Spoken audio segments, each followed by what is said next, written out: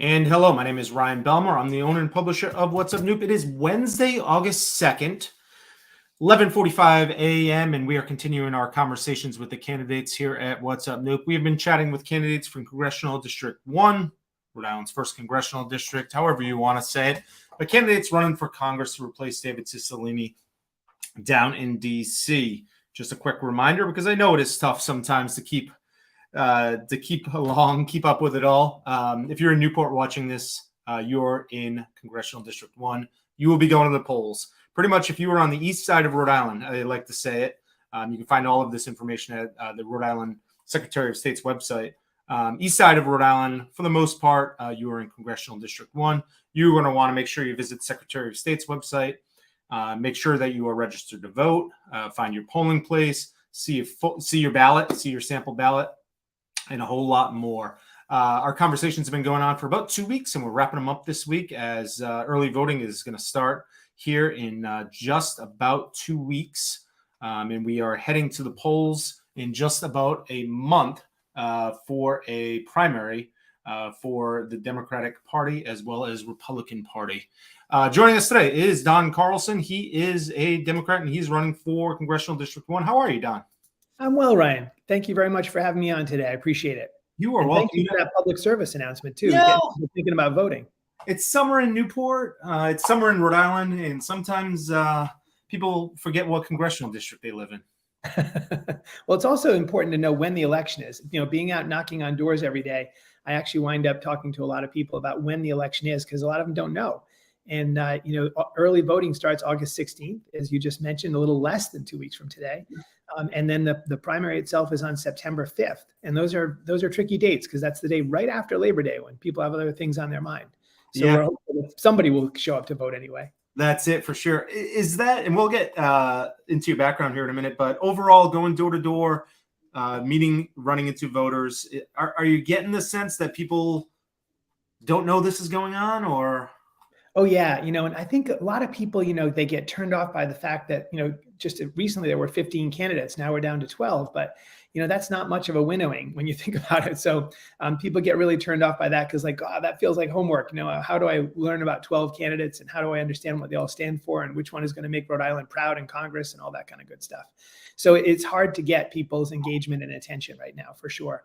It's picked up a little in the last week. Honestly, people are paying more attention. They're taking more phone calls, and they're answering the door when we knock. And so that's good news that people are starting to pay more attention. Sounds like your campaign might be getting to them first if they're just learning about that a vote is coming up and needed. Let's go through some of the things that you and your team are telling people when they get to their front door. Let's start with the basics. I mean, introduce us to Don Carlson.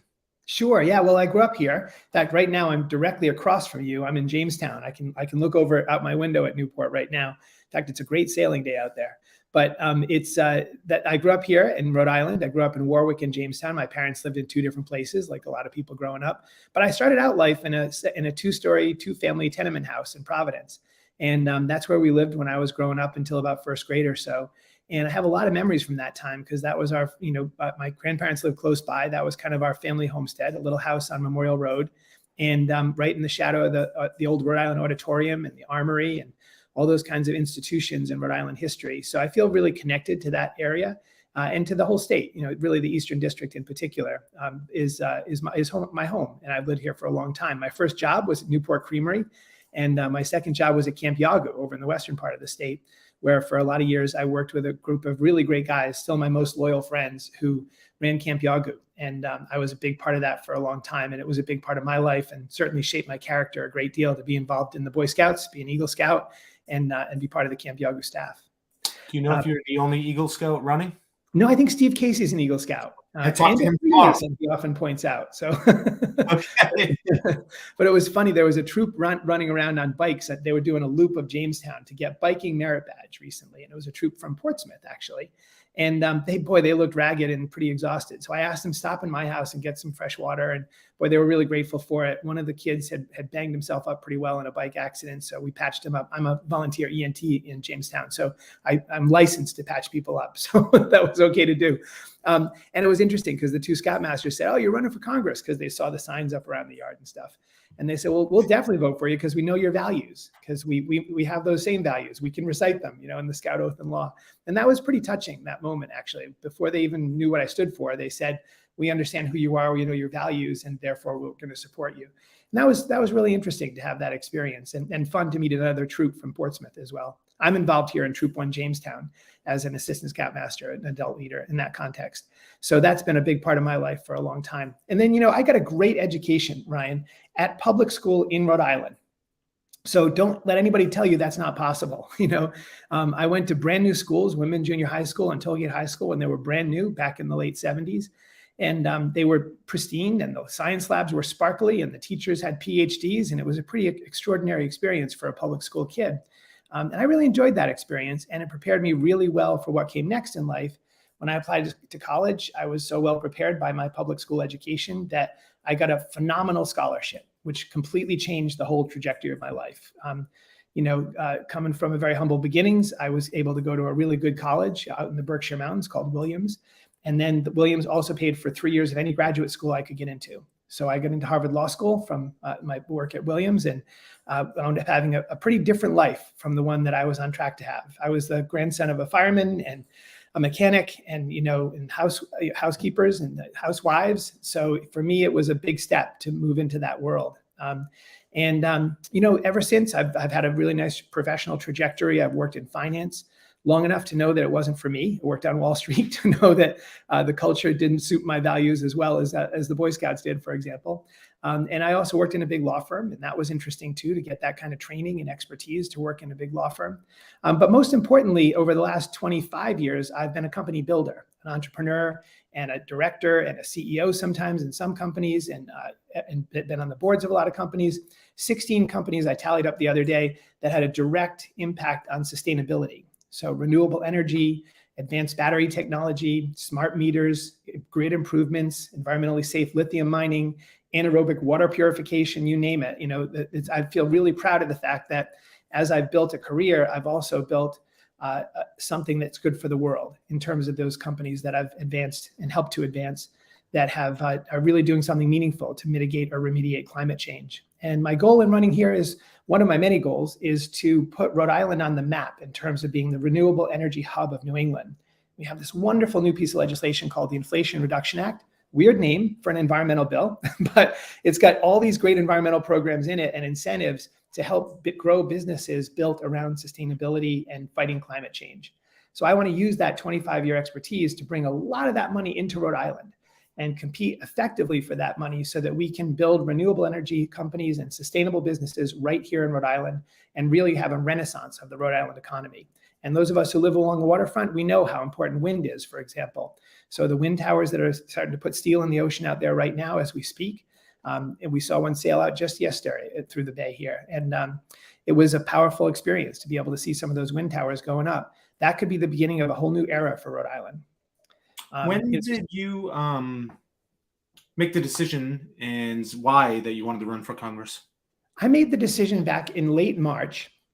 I'll tell you a funny story.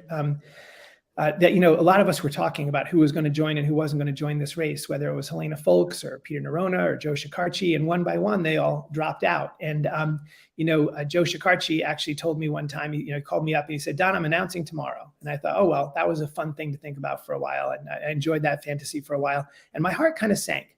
And then he said, "Oh no, nobody. I mean, I'm announcing that I'm not running tomorrow." It was like that 35-second window where I thought, well, I guess that option is foreclosed for me, was a real moment for me, because sometimes you make a decision and you try it on and see if it works for you. Well, in this case, Joe gave me that opportunity for 35 seconds to feel that roller coaster of what it was like to not be running.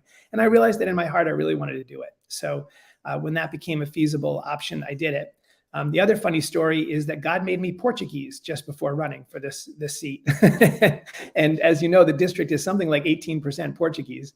And a lot of folks in East Providence and the neighboring communities in Warren and the East Side are very dense Portuguese populations, mostly folks who came here to work in factories from the Azores, so they Portuguese by way of the Azores. And my mom found out very late in life that her father was not her biological father. So just this year, we discovered the identity of her actual biological father, and it turns out that he was a Portuguese guy from the Azores called Norberto Moura.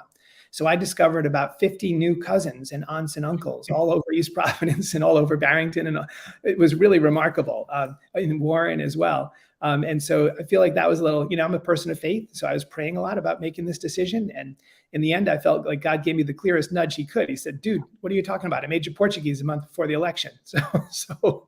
And I say that only half tongue in cheek, actually, because I really do kind of, I am a person of faith, and I believe that God works in mysterious ways, and that doesn't get much more mysterious than that. At one point, we were up to, 35 candidates in this race. Yeah. At any point did you say, holy cow, I'm going to get lost in the forest here? And what sets you apart? To make it clear, in case people are busy at the beach, we're down to 12 Democrats running for this seat. What sets you apart from the 12 that are running? We can differentiate why people would vote Republican and Democrat, but what sets you apart from the other Democrats running? Yeah, that's a good point, because we're likely all going to vote with President Biden. So it's hard to get people outside the state interested in this election, because we're likely going to all vote more or less in the same way. I can only think of one thing I disagreed with President Biden about, and it was a relatively inconsequential thing in terms of Congress. But what sets me apart really is my qualifications and my experience. So I'm the only person running who's ever worked a day in the House of Representatives. That's the job we're seeking here. And I was a senior staffer for Joseph P. Kennedy II when he was a congressman back in the late 80s and early 90s. I was there for his first 2 terms in office as his legislative director and chief counsel. So actually writing legislation and getting it passed through the Congress, I know how to do that, done it successfully. We implemented a remarkable bill which gave new teeth to the Community Reinvestment Act. That's the act that fights redlining, or discriminating against poor neighborhoods and making home mortgages. And what we did was we put teeth into it by making the CRA portion of banks' review part of its examination, which is a high stakes thing for banks, is their examination determines whether they can stay in business or not, and to look at the overall picture of the bank's health. And we made their Community Reinvestment Act performance, their willingness to invest in low-income neighborhoods, a part of that examination. So really put teeth into the Community Reinvestment Act, and that got a lot of credit flowing into poor neighborhoods, not just in Boston where we represented, but in Rhode Island and all over the whole rest of the country. So now when we talk about affordable housing, I have actual legislative experience in how to address that, which I think is a really important factor. But I've also spent a lot of time in the private sector. No other candidate in this race has a significant professional career in the private sector, not in terms of building businesses, leading divisions of businesses. And I think that's an important qualification that links me in many ways with Helena Folks and Gina Raimondo, and a tradition of political figures in Rhode Island who really do have a lot of experience with the private sector. And that cuts both ways. It means you know how to work with the private sector effectively. It also means you know how to hold them accountable. So when things like the funding for Tidewater falling through, that doesn't really happen in the private sector without a lot of lawsuits and consequences and people getting fired and implications. So the fact that we're sort of accepting that as an explanation for why the Tidewater construction has stopped on the new stadium, that's kind of absurd. And, I think holding people accountable is a really important discipline that you learn when you're working in the private sector that isn't always relevant or isn't always something that you take away from government work. We've hit on some of them here and there, but I'm just going to give you the opportunity to possibly share, what some of your priorities would be if you were the next congressperson for Congressional District 1. Give me your top, your 5, your 3, whatever number you want to use, whatever top priorities would be for you. Take the average and go with 4, if that's okay. So one you've already heard, which is attacking climate change, and really doing it by leveraging the creativity, the capital, and the talent of the private sector. That's really important to me, is that where we are best as Americans, at least in terms of business anyway, is when we turn our creative spirits loose. And that's what happens when people invest. That's what happens when people build new companies around technology and around the innovation that capitalism can create. So I think that's a really important aspect of it. My second one would be education. I mentioned the extraordinary public education that I feel like I got growing up in Warwick here in Rhode Island. And I feel like every kid in Rhode Island should have that opportunity to run as far and as fast as she can go, and should get enough support and enough economic help and financial assistance to make sure that he or she is able to achieve their full potential. Because by definition, if we all achieve our full potential as individuals, then our society is achieving its full potential. And that's what really makes America great. So that's a really important one for me. Women's reproductive freedom, another really big one, and that nests within the larger context of the right to privacy, which is under such attack in our country right now. The right to privacy that Justice Douglas first recognized in the Constitution in Griswold versus Connecticut, and that underpins a whole series of decisions that govern whom we can love and whom we can marry, and our right to use birth control, and our right to have women make choices over their own bodies and have bodily autonomy when it comes to issues like abortion. So all of those decisions rest on that right to privacy. And when that's under attack, and when our Supreme Court is ready to abandon that important right in our Constitution, that's something I care deeply about and something we really need to get back on track with. So that's one I'm happy to talk about further, and one that's really important. And then the final one would be gun safety. And this is one that touches me very personally. I did inherit a couple of guns from my grandfather, the fire chief in Providence. Great guy. He had an old shotgun and a squirrel rifle. And so, I've been a gun owner most of my life. At the same time, I've seen the consequences of gun violence both in the news, like everyone has, but just a month before we started this journey, this campaign, my daughter was in an active shooter situation at her college. So she was at Colby College. She was at a party one night, a very crowded, dense party in the senior apartments. And a fight broke out between two guys who were not students at Colby. They were strangers to the campus. And one broke a bottle over the other one's head, who then pulled out a 9mm Ruger pistol and started firing off shots into the crowd. Miraculously, no one was hurt. The rugby team tackled him within seconds. He only got off 2 shots, thank God. But the whole campus went into chaos and was in lockdown for the rest of the night in an active shooter situation with all kinds of misinformation and chaos and the fog of war. And so all through the night, we were wondering who's hurt, who's dead, who's alive, who's been shot, who hasn't. Is the killer still out there? Or not the killer, but is the person with the gun, the active shooter, still out there at large? And we didn't know all night. And I sat by the phone listening for calls from my daughter. She was in a darkened room whispering with the doors locked with a bunch of other students and their phones flashing with pictures of the blood spattered walls from the head injury. And, it was a nightmare. No parent should ever have to go through that, and no child should ever have to endure that either. And we need to end the scourge of gun violence in this country.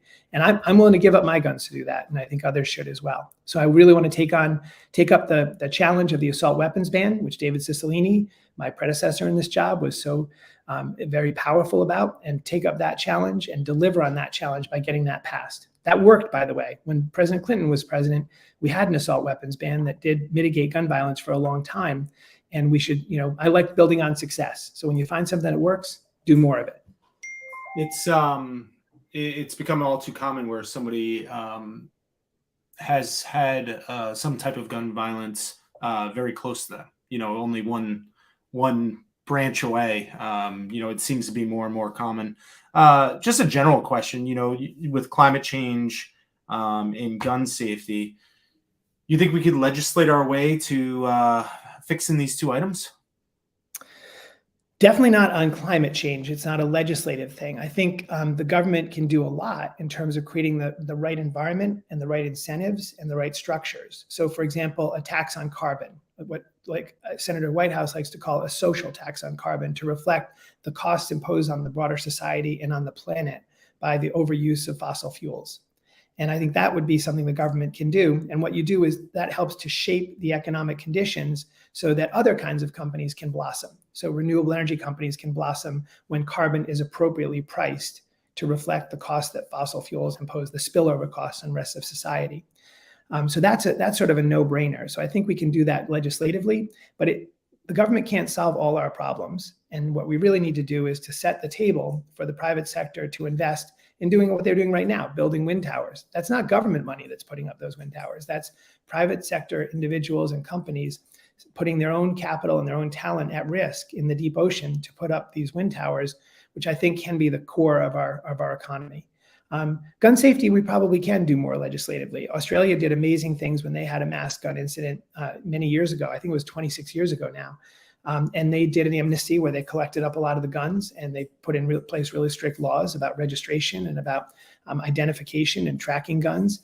And they have not, to my knowledge, they've not had a mass shooting since, which is pretty extraordinary. So I think there are legislative solutions on that one. And I'm glad you twin those together, because it's a good illustration of how the government can solve some problems and not others. A lot of my opponents, when I go with them, we go to a lot of forums together and a lot of questionnaires and all that kind of stuff. And virtually every question that comes up is the government can solve that for you, either through an appropriation or a new law or a new rule. There's a lot of things the government can't solve for us. And what the government needs to do is set fair ground rules and create the right incentives, and then turn loose private citizens to do their magic and bring their creativity to bear. I want to reset here for a minute. We are chatting with Don Carlson, candidate for 1st Congressional District. His website where you can read more about his platform is carlsonforrhodeisland.com. So his last name, F-O-R, and then rhodeisland.com, carlsonforrhodeisland.com, where you can read more about his platform. A lot of these issues, you're going to need bipartisan support to get anything done. A two-part question here. Many, or not many, some say, when you're one of 435, it's tough to get things done. The others say you're not going to get anything done unless you can reach across that aisle and work with your Republican, independent, whoever it may be, that's part of that class. What do you say about that? Well, I have a complex answer on that one, which is that there are some things that you don't compromise on.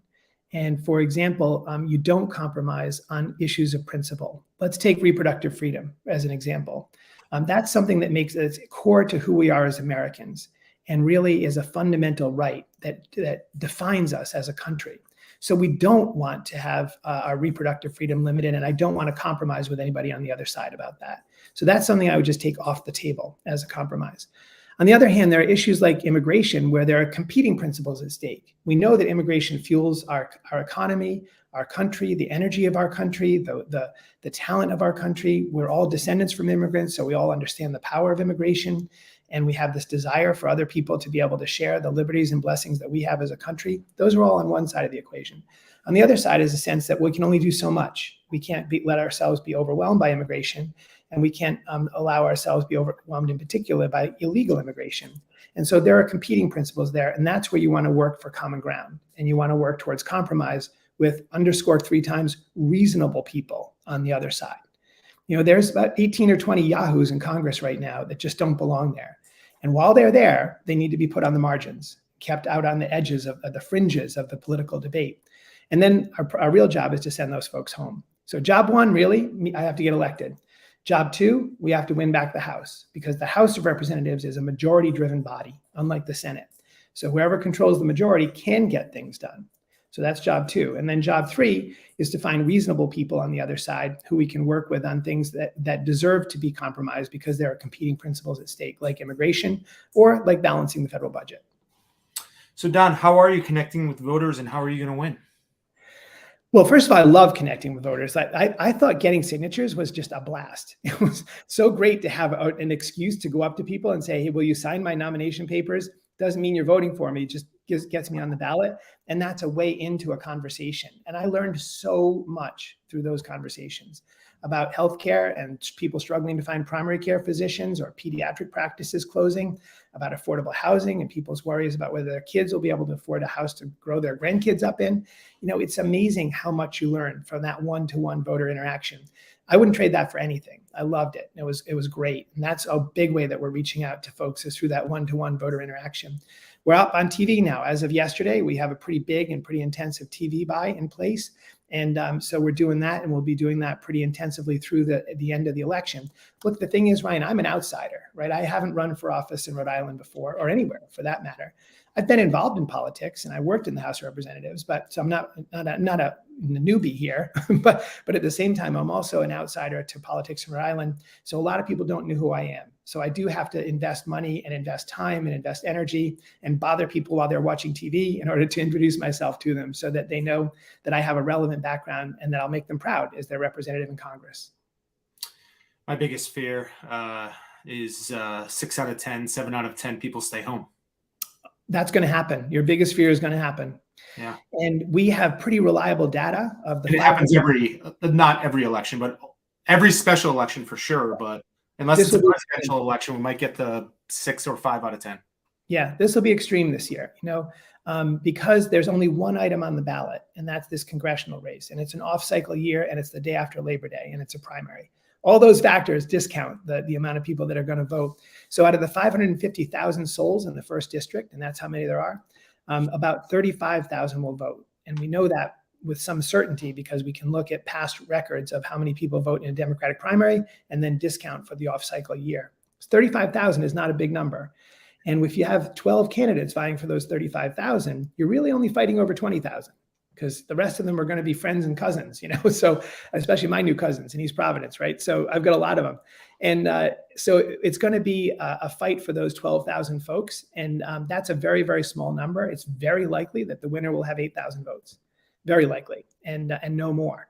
And that's remarkable to send a person to the United States Congress, for 8,000 votes. That is a remarkable thing. And the reason I go through that in some detail, every single voter out there listening to this, your vote matters. It matters tremendously. And if you can drag 5 people into the voting booth with you, you're going to make a real difference because this is going to come down to tiny, tiny numbers. That we know for sure. Not to help any candidate out with strategy, but I will make mention for my dear friends at the town of Middletown that you will have 2 items on the ballot. I just want to make sure that people know that you will also be going out to vote on the school bond in November. So it won't be on the September ballot, but it will be on the November ballot. So it's a reason to get out twice to vote. So I heard Bristol might have a school bond too, but again, it would be in November. So I think the only other district in the whole state that has 2 items is Mary Ellen Goodwin's seat in the Rhode Island Senate. There's a primary there as well. So they'll have 2 things to vote for, but everybody else, you're just voting for this one office. So the good news is your job is easy. All you got to do is make it one decision when you go. You're not going to have to go in and vote for 45 members of the select board or something like that. All you have to do is decide one candidate to vote and remember one name as you walk into the ballot box. And that should be Don Carlson, I hope. That's it. And make no mistake about it. The September special primary is very important. And you need to vote during both times. I've made this analogy, simile, joke a bunch of times. If you could, when it comes up and it is time for the primary, everybody wakes up with a little note in their pocket. I've been calling it a fortune cookie sized note of one thing about you, of why they should consider filling in the box next to your name. What's one thing you want everybody to consider if they can only remember one thing about you when they go to vote?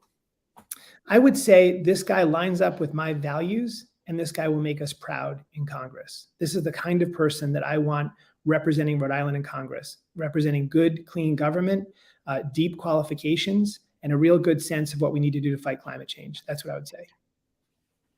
I don't know if that fits on a fortune cookie, but I know close enough. Nobody has fit on a fortune cookie, but I can't think of another small little note or love letter. We've talked about a lot of things. What is something that you were hoping to talk about, or something you've been talking about at doors that we haven't talked about yet? Well, I think affordable housing would probably be that thing. We do hear about it a lot when we talk to people, and it's not just homelessness. It's the ability to afford decent housing at every level of the economic ladder, all the way up near the top.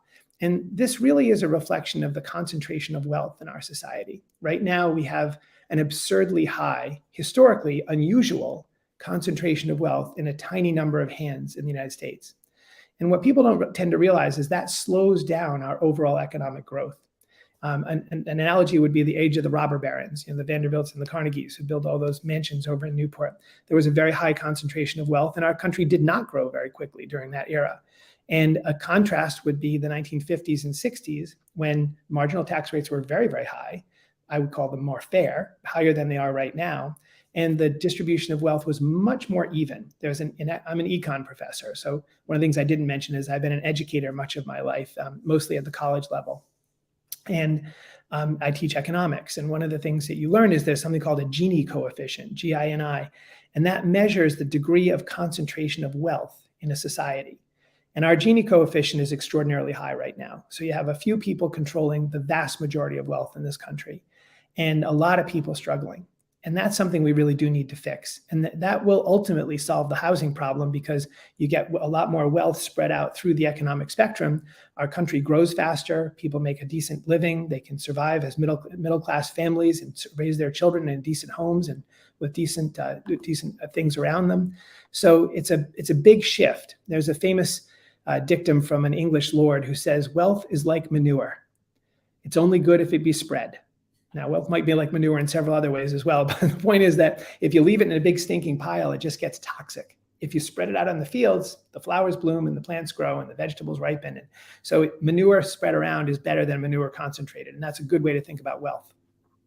How would you, I haven't asked this question yet, and it just popped in my head, but, we talked about how you would work with other members in Congress, but how do you work with the other public officials in Rhode Island? So Governor McKee, your fellow congressmen, as well as senators, how do you come back to Rhode Island and work with all the officials so you're getting the most federal funding and state funding?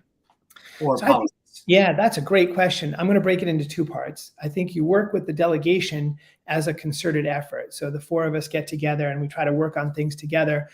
Honestly, our representatives have a tremendous track record in doing that successfully. Most of my life, we've had extraordinary representation in Congress, very qualified, very serious people who do a great job of delivering for Rhode Island. And they do that because they work in very close concert. You don't have sniping and infighting among our delegation. And boy, that is a rare thing in Congress and a really valuable thing. So Sheldon Whitehouse and Seth Magaziner and Senator Reed and Jim Langevin all work and Representative Cicilline as well work so closely together in order to deliver for Rhode Island that I think that's a tradition we really need to keep up. And I will do my part to be a team player on that front. The state question is a little more difficult and challenging because I think our state government is not right now particularly well equipped to manage relationships and partnerships with the private sector. And what I'd like to offer myself as a kind of a go-between or a facilitator or a convener who brings together folks from state government and responsible parties from the private sector to do things like the Cranston Armory or to do things like Tidewater Stadium or to redevelop the west side of Aquidneck Island, all the land that's being deaccessioned from the former Navy yards over there. A really good example of this would be what's happening at Quonset over the last, say, 20 years. For a long time, Quonset was kind of a dormant place. I remember when the Navy pulled out in 1974, the whole Rhode Island economy ground to a halt. And then, about 20 years ago, they hired a guy named Steve King over there who's worked his way up the ladder. And Steve has done an amazing job of building Quonset into an industrial monolith. I mean, it's a powerhouse over there. And one of the things he's done is to make every single site at Quonset what he calls site ready. That is ready for a company to come in and start building and creating and developing their factories or their warehouses or their structures or their facilities, creating a lot of jobs. 20% of the manufacturing jobs in Rhode Island right now are based at Quonset. We have a lot to learn from what Steve King and his team have done with the Quonset Development Authority. And it's a really cool business model because it sits between the public and private sector. The Development Authority is technically not able to make profit, but they do make a lot of money and they plow it back into Quonset, getting it even better and the facilities stronger and having a good fire department and good roads and good sewers and good water treatment. And they plow that money back into the turf at Quonset in order to make it an even more attractive place for businesses to locate and create good jobs in Rhode Island, which is, after all, that's the bellwether, right? That's the thing we're shooting for, is how do we create good middle class, good paying, largely union jobs with good apprenticeships and good job training right here in Rhode Island. And I think we have a lot to learn on that front. And I would love to be a partner to our state government in trying to bring businesses into this state and make the state much more business welcoming, much more business friendly and open for business than we have been in recent years. I think Gina made a good start on that when she was the governor. And if she was still around, we'd probably still be on that trajectory. But I think we need folks in office who understand the private sector, understand how to work with business. That report just came out a couple of weeks ago that showed us at 45th in the rankings in terms of being friendly to business in Rhode Island. That's not cool. We got to improve that and we got to make that better. How great will it be someday when we are a net energy exporter from Rhode Island as the renewable energy hub of New England? That's going to be a great day. And that's the day I'm looking forward to celebrating. Well, with that, I'm wondering, if you had a wish list, you get elected, you head down to DC. If you could have a wish or goal of the first thing you would pass or first thing you would get done, let's say, I know it takes a long time. I don't think people realize how slow government works sometimes to get your first bill passed or whatever. What would it be? Well, realistically, as you pointed out before, I will be the most junior member of Congress. So getting a bill passed is a big stretch. I think what I would rather do for the first term and a half, because remember, this is a 1-year term, and then the next year term is 2 years. I'm going to call that a term and a half. For For the first term and a half, I would rather focus on getting as much of that money from the Inflation Reduction Act into Rhode Island as possible, not passing legislation. Because A, we're in the minority. We're not going to get a lot passed in the House of Representatives. Let's be realistic about this, about the way Congress actually works, which is something I know firsthand from having worked the process myself for 5 years for 2 different congressmen, Jim Himes and Joe Kennedy. And so the way Congress works, I would much rather be realistic about it and work on delivering money through my expertise in building sustainable businesses from the Inflation Reduction Act, get a lot of those incentives and a lot of those funds brought into Rhode Island that create really good jobs. I'd much rather do that than focus on passing legislation in those first 3 years. People can read a whole lot more about you at carlsonforrhodeisland.com, a lot more about your campaign, how you can meet them, platform, news, how you can volunteer, how you can contribute, all important things as well. Don, anything else that we did not get to that you were hoping to get to? Oh, there's 25 things. Well, here's a fun thing, though. Here's a fun thing. If you go on my website tomorrow, you'll be able to put in your voting plan, like when you're going to vote, how you're going to vote, not who you're going to vote for, but just put in your voting plan as a good reminder. And if you do that, you get signed up for a raffle to win Red Sox Yankees tickets right behind home plate on September 14th. So we hope a lot of Rhode Islanders will take the time to make a voting plan. Research shows that if you make a voting plan, you will vote. And so to actually map out how you're going to do your vote and when you're going to vote and how, and not for whom though, and because we don't have any right to ask you that. And then you'll be signed up for those Red Sox tickets. And that's a pretty cool thing. There are tickets that I won at a raffle, believe it or not, myself, to support a humanitarian benefit for Ukraine. And I thought, what better use than to make them available to Rhode Islanders who take the time to put a voting plan in. So we're going to put that up on our website next. But I think the most important thing people should remember is when you decide to vote, ask yourself just 2 questions. I used to hear my grandparents talking like this all the time when I was a kid, went back in Providence on Memorial Road. Is this person somebody whose values align well with mine? And is this someone who will make me proud of the way Rhode Island is represented in Congress? If you ask yourself those 2 questions, you can't go wrong. Excellent. What do you love about Rhode Island? So many things, from Dell's to Newport Creamery. I mean, I love so many things. I love our quirky character the best. I think Rhode Islanders are interesting, contrarian, and quirky. And that's what I love best about Rhode Island. They're unlike anybody else I've met in the country. They don't tend to follow the crowd. They don't go for styles or fashions or fads. They tend to have their own very clearly defined identity and their own points of view. George Washington famously called Rhode Island the state of the otherwise minded, because whenever 12 colonies were going in one direction, Rhode Island would reliably go in a different direction. And that's what made us the birthplace of religious freedom in North America. It's a really cool thing to remember. And that's what gives us our independent streak. And I hope we never lose that. And I love the fact that Rhode Islanders don't go along with the crowd. They all have their own opinions and they stick by them.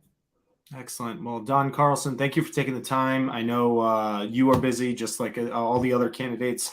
We appreciate you taking the time to do this format, which I know is a little bit different. I like it. Fun format. Yeah. Well, we try to, I've said this many times, so people will probably get sick of hearing it, but we try to provide the opportunity for people to actually get to know the candidates and not just hear a 30-second, 60-second, 90-second snippet. Hopefully candidates' passion comes through. You get to know a little bit more, and we get to have a little bit of fun while educating some folks.